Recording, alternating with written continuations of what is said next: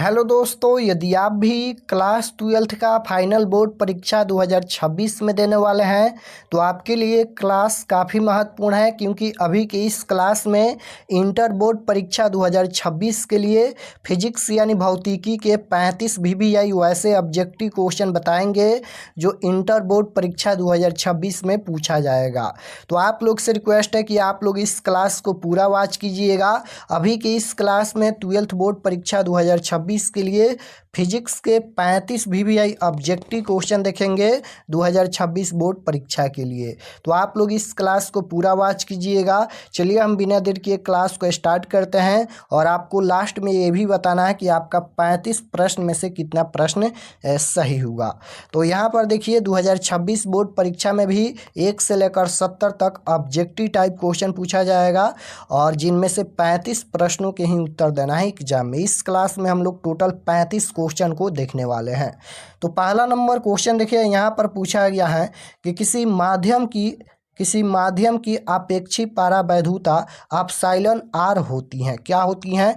किसी माध्यम की अपेक्षित परावैधुता एप्सिलॉन आर होती है। तो इसका राइट आंसर आपको याद रखना है, एप्सिलॉन बटा एप्सिलॉन नॉट हो जाएगा। ऑप्शन नंबर ए बिल्कुल राइट आंसर हो जाएगा क्वेश्चन नंबर 1 का।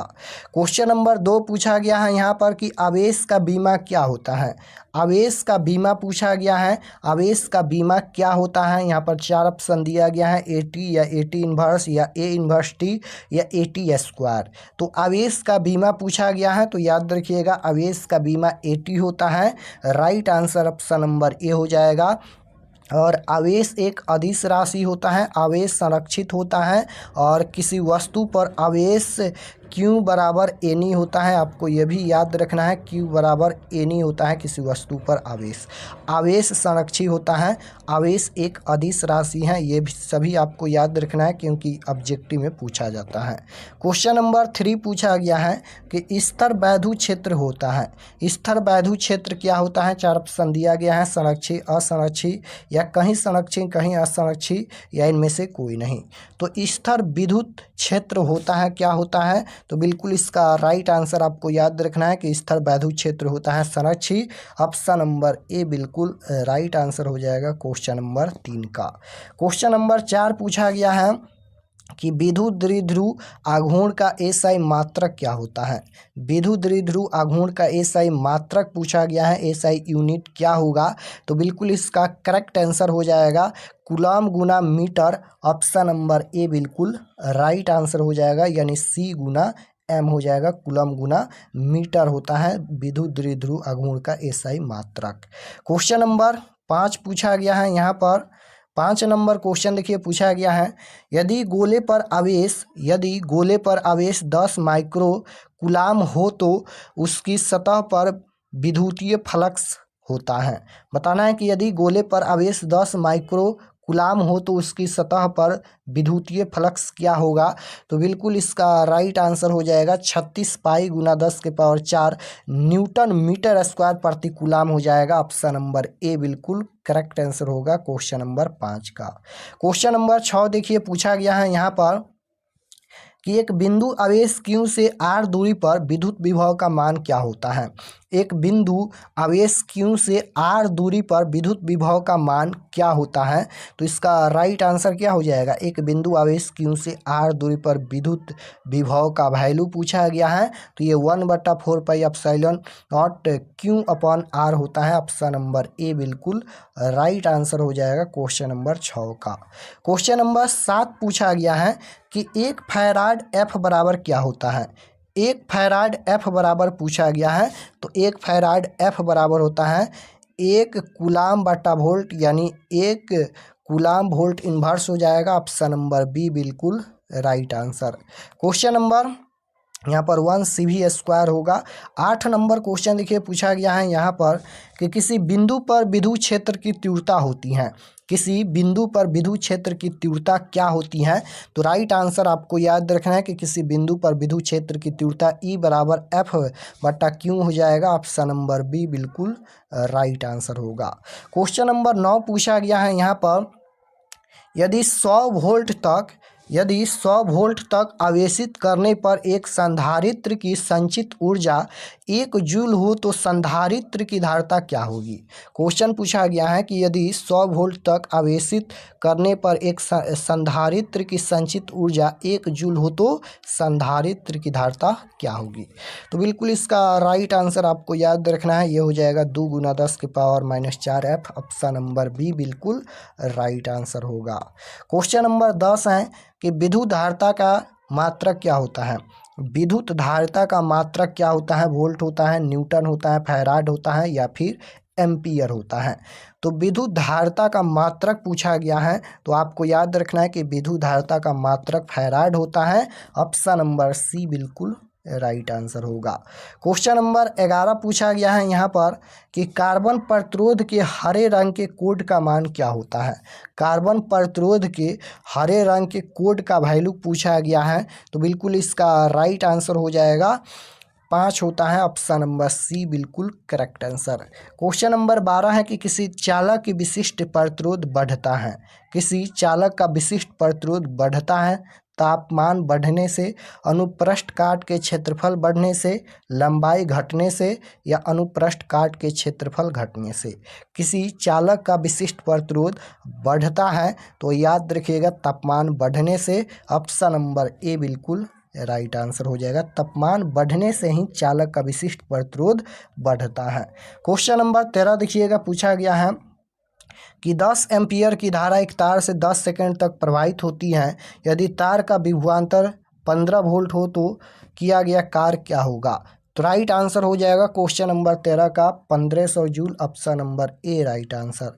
क्वेश्चन नंबर 14 पूछा गया है यहाँ पर कि विद्युत हीटर में जिस तत्व का व्यवहार किया जाता है वह है। विद्युत हीटर में जिस तत्व का व्यवहार किया जाता है वह क्या है। तो राइट आंसर हो जाएगा क्वेश्चन नंबर 14 का निक्रोम हो जाएगा। Option number D right answer. Question number 15 देखिए, यहाँ पर इस प्रकार से ये क्वेश्चन पूछा गया है। 25 वाट 220 वोल्ट तथा 100 वाट 220 वोल्ट के दो बल्बों में प्रतिरोध ज़्यादा होगा। तो राइट आंसर 15 का हो जाएगा 25 वाट का। ऑप्शन नंबर ए राइट आंसर। क्वेश्चन नंबर 16 पूछा गया है कि सेल का विद्युत वाहक बल मापा जा सकता है। सेल का विद्युत वाहक बल मापा जा सकता है किसके द्वारा। तो राइट आंसर इसका हो जाएगा यहाँ पर 16 नंबर क्वेश्चन का पूछा गया है सेल का विद्युत वाहक बल मापा जा सकता है तो विभव मापी द्वारा। ऑप्शन नंबर डी बिल्कुल करेक्ट आंसर। क्वेश्चन नंबर 17 पूछा गया है कि हीट स्टोन ब्रिज से मापा जाता है तो उच्च प्रतिरोध तथा निम्न प्रतिरोध दोनों। ऑप्शन नंबर सी बिल्कुल करेक्ट आंसर होगा। क्वेश्चन नंबर 18 देखिए, पूछा गया है यहाँ पर डायनेमो के कार्य का सिद्धांत आधारित है। डायनेमो के कार्य का सिद्धांत आधारित है किस पर आधारित है। धारा के उसमें प्रभाव पर, विद्युत चुम्बकीय प्रेरण पर, चुम्बकीय प्रेरण पर या विद्युतीय प्रेरण पर। डायनेमो के कार्य का सिद्धांत आधारित है तो आपको याद रखना है कि यह आधारित है विद्युत चुम्बकीय प्रेरण पर आधारित है। ऑप्शन नंबर बी बिल्कुल करेक्ट आंसर। क्वेश्चन नंबर 19 है कि एम्पियर घंटा का मात्रक होता है। एम्पियर घंटा मात्रक होता है किसका मात्रक होता है। तो इसका राइट आंसर आपको याद रखना है एम्पियर घंटा मात्रक होता है आवेश का। ऑप्शन नंबर बी बिल्कुल करेक्ट आंसर। क्वेश्चन नंबर 20 देखिए, पूछा गया है कि आर त्रिज्या के वृत्ताकार कुंडली में धारा प्रवाहित हो रही है। कुंडली के केंद्र पर चुंबकीय क्षेत्र B0 है। कुंडली की अक्ष पर इसके केंद्र से कितनी दूरी पर चुंबकीय क्षेत्र का मान V0/R 8 होगा। तो राइट आंसर क्वेश्चन नंबर 20 का ऑप्शन नंबर बी हो जाएगा √3R। Option number B right answer. 21 number question देखिएगा, पूछा गया है यहाँ पर चुंबकीय क्षेत्र वेक्टर बी में वेक्टर भी वेग से गतिशील आवेश Q पर लगने वाले बल का व्यंजक क्या होगा। क्वेश्चन पूछा गया है कि चुंबकीय क्षेत्र वेक्टर बी में वेक्टर भी वेग से गतिशील आवेश Q पर लगने वाले बल का व्यंजक पूछा गया है। तो ये हो जाएगा ऑप्शन नंबर ए हो जाएगा यहाँ पर Q इंटू वेक्टर भी क्रॉस वेक्टर बी हो जाएगा। ऑप्शन नंबर ए राइट आंसर। क्वेश्चन नंबर 22 पूछा गया है कि लोहा होता है। लोहा अनुचुंबकीय होता है, प्रतिचुंबकीय, लौह चुंबकीय, अनुचुंबकीय। तो आप लोग जानते होंगे लोहा क्या होता है, लौह चुंबकीय होता है। Correct answer option number C होगा। चुंबकीय आघूर्ण बढ़ाने से दोलन करते चुंबक का आवर्तकाल क्या होता है? बढ़ता है, घटता है, नहीं बदलता है, या इनमें से कोई नहीं? चुंबकीय आघूर्ण बढ़ाने से दोलन करते चुंबक का आवर्तकाल पूछा गया है, तो राइट आंसर हो जाएगा घटता है। ऑप्शन नंबर बी बिल्कुल करेक्ट आंसर। क्वेश्चन नंबर 24 है, चुंबकीय विषुवत रेखा पर नमन कोण का मान क्या होता है? चुंबकीय विषुवत रेखा पर नमन कोण का वैल्यू पूछा गया है, तो इसका राइट आंसर हो जाएगा 0 डिग्री। ऑप्शन नंबर ए राइट आंसर। क्वेश्चन नंबर 25 है, निकेल है। निकेल क्या है? अणुचुंबकीय, प्रतिचुंबकीय, लौह चुंबकीय, या इनमें से कोई नहीं? तो निकेल पूछा गया है, तो याद रखिएगा निकेल भी लौह चुंबकीय है। राइट आंसर सी हो जाएगा। 26 है कि पृथ्वी के चुंबकीय ध्रुवों पर नति कोण नमन कोण का मान क्या होता है? तो राइट आंसर इसका हो जाएगा 90 डिग्री का। Option number D right answer हो जाएगा। क्वेश्चन नंबर 27 पूछा गया है कि लेंज का नियम पालन करता है। लेंज का नियम पालन करता है, तो राइट आंसर 27 नंबर क्वेश्चन का हो जाएगा ऊर्जा संरक्षता का सिद्धांत। ऑप्शन नंबर यहाँ पर सी बिल्कुल राइट आंसर हो जाएगा। क्वेश्चन नंबर 28 पूछा गया है कि स्वप्रेरक का एसआई मात्रक क्या होगा? यहाँ पर स्वप्रेरक का एसआई यूनिट पूछा गया है, तो बिल्कुल इसका करेक्ट आंसर हो जाएगा हेनरी होता है। ऑप्शन नंबर डी बिल्कुल राइट आंसर। 29 नंबर क्वेश्चन देखिए, पूछा गया है हेनरी का मात्रक क्या होता है?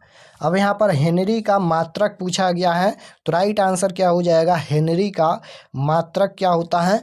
तो प्रेरक तो होता है। ऑप्शन नंबर बी बिल्कुल राइट आंसर। 30 नंबर क्वेश्चन है कि गैल्वेनोमीटर को वोल्टमीटर बनाने में ज़रूरत है, तो राइट आंसर इसका हो जाएगा उच्च प्रतिरोध का। ऑप्शन नंबर ए बिल्कुल राइट आंसर। 31 नंबर क्वेश्चन देखिएगा, पूछा गया है LR परिपथ की प्रतिबाधा होती है, तो राइट आंसर इसका हो जाएगा 31 नंबर का। ऑप्शन नंबर डी बिल्कुल राइट आंसर हो जाएगा। √R² प्लस ω² L² हो जाएगा। क्वेश्चन नंबर 32 पूछा गया है कि प्रतिघात का मात्रक पूछा गया है। यहाँ पर प्रतिघात का मात्रक क्या होगा? तो राइट आंसर क्वेश्चन नंबर 32 का हो जाएगा ऑप्शन नंबर ए ओम होता है। प्रतिरोध प्रतिघात का सही मात्रक ओम होता है। 33 है कि तप्त तार एमीटर मापता है प्रतिवर्ती धारा का, तो राइट आंसर क्या हो जाएगा? प्रतिवर्ती धारा का क्या मापता है? तो राइट आंसर क्वेश्चन नंबर 33 का हो जाएगा मूल औसत वर्गमान। ऑप्शन नंबर सी बिल्कुल करेक्ट आंसर। क्वेश्चन नंबर 34 देखिएगा, पूछा गया है यहाँ पर यांत्रिक ऊर्जा को विद्युत ऊर्जा में बदलने वाला यंत्र कहलाता है। क्या कहलाता है? यांत्रिक ऊर्जा को विद्युत ऊर्जा में बदलने वाला यंत्र कहलाता है ट्रांसफार्मर, डायनेमो, मोटर या प्रेरण कुंडली। तो राइट आंसर हो जाएगा क्वेश्चन नंबर 34 का। आपको याद रखना है कि यांत्रिक ऊर्जा को विद्युत ऊर्जा में बदलने वाला यंत्र डायनेमो है। ऑप्शन नंबर बी बिल्कुल राइट आंसर। 35 नंबर क्वेश्चन देखिए, यहाँ पर क्या पूछा गया है। 35 नंबर क्वेश्चन है निम्नलिखित में कौन विद्युत चुंबकीय तरंग नहीं है? निम्नलिखित में कौन विद्युत चुंबकीय तरंग नहीं है? प्रकाश तरंगे, एक्स किरणें, ध्वनि तरंगे या रक्त किरणें। तो राइट आंसर क्या हो जाएगा? निम्नलिखित में कौन विद्युत चुंबकीय तरंग नहीं है? तो ध्वनि तरंग ये विद्युत चुंबकीय तरंग नहीं है। ऑप्शन नंबर सी बिल्कुल राइट आंसर हो जाएगा क्वेश्चन नंबर 35 का। तो यहाँ पर हम लोग फिजिक्स के टोटल 35 क्वेश्चन देखे हैं। आप लोग कमेंट में ज़रूर बताइए कि आपका कितना प्रश्न सही हुआ। और अगर आप लोग चैनल पर नए होंगे तो चैनल को ज़रूर सब्सक्राइब कर लीजिए, ताकि आने वाले नेक्स्ट क्लास आपके पास ज़रूर पहुँचे, क्योंकि इसी चैनल पर सभी सब्जेक्ट का क्लास होगा। तो आप लोग चैनल को ज़रूर सब्सक्राइब कर लीजिएगा। तो मिलते हैं नेक्स्ट क्लास में, तब तक अपना स्टडी कीजिए। आप सभी को धन्यवाद।